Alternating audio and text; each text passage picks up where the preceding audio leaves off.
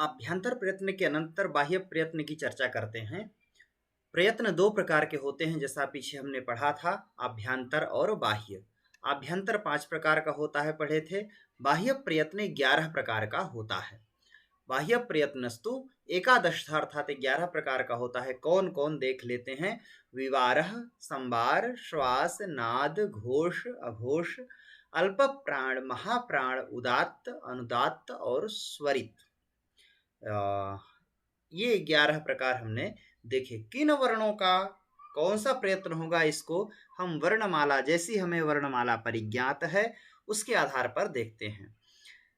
वर्णमाला में थोड़ा सा यहाँ छिन्न भिन्न किया गया है समझने के लिए। क, ख, च, छ, ज, ट, ठ, त, थ, प, फ, ये केवल 1-2 स्तंभ के रूप में देख लें हम। और श, श, स, ह अंतिम वाले जो 4 वर्ण, अर्थात 5, 5, 10 और 4, 14 ये वर्ण हैं जिनका विवार श्वास अघोष प्रयत्न होता है। ध्यान रखेंगे कि ये 2 स्तंभ और 2 स्तंभ ख वाले और अंतिम वाले जो ऊष्म संज्ञक वर्ण हैं श, स, श, ह, इनका विवार श्वास अघोष प्रयत्न होता है। इसी प्रकार जो शेष क, ख के आगे तीसरा, चौथा, 5वां स्तंभ था, वो ग के नीचे का स्तंभ, घ के नीचे का और ङ के नीचे का जो स्तंभ है, ये 5 तिहाई 15 वर्ण हुए। और साथ में य, र, ल, व जो अंतस्थ संज्ञक वर्ण है, तो 15, 4, 19 ये वर्ण है। इनका जो आभ्यंतर प्रयत्न है वह संवार, नाद, घोष प्रयत्न होता है। ध्यान रखेंगे।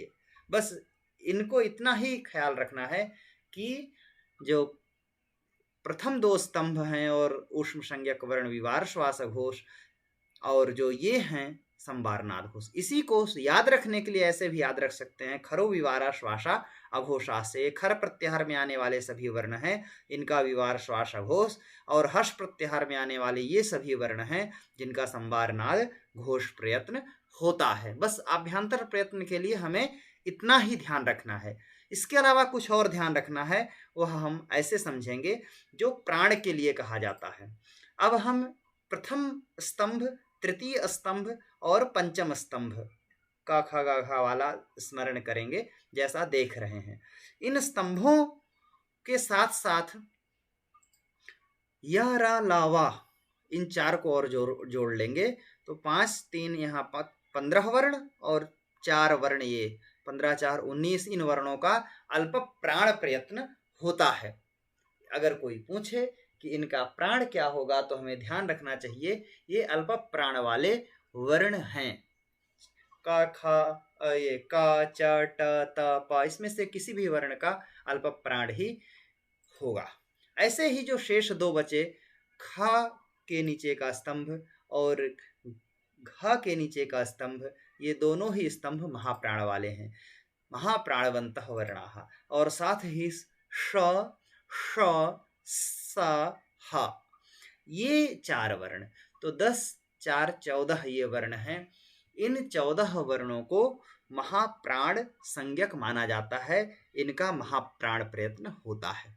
तो हमने अल्प प्राण देखा, ये जो पीले वर्णों के स्तंभ के अंदर देख रहे हैं ये सभी अल्प प्राण वाले हैं, और शेष जो नीले में देख रहे हैं ये महाप्राण वाले वर्ण हैं।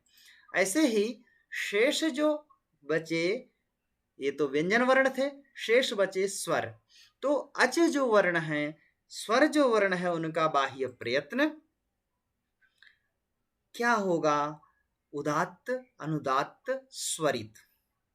क्योंकि जो हमने पीछे देखा था हसः संवारा नादाघोषाश्च, तो संवार, नाद, घोष, अघोष, अल्प प्राण, महाप्राण, उदात्त, अनुदात्त, तो शेष यही उदात्त, अनुदात्त, स्वरित होता है।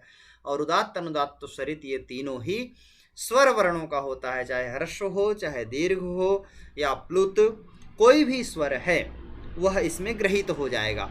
तो अकार, इकार, उकार, ऋकार, इन सभी स्वरों का उदात्त, अनुदात्त, स्वरित बाह्य प्रयत्न होता है। इसको हम इस प्रकार याद कर सकते हैं।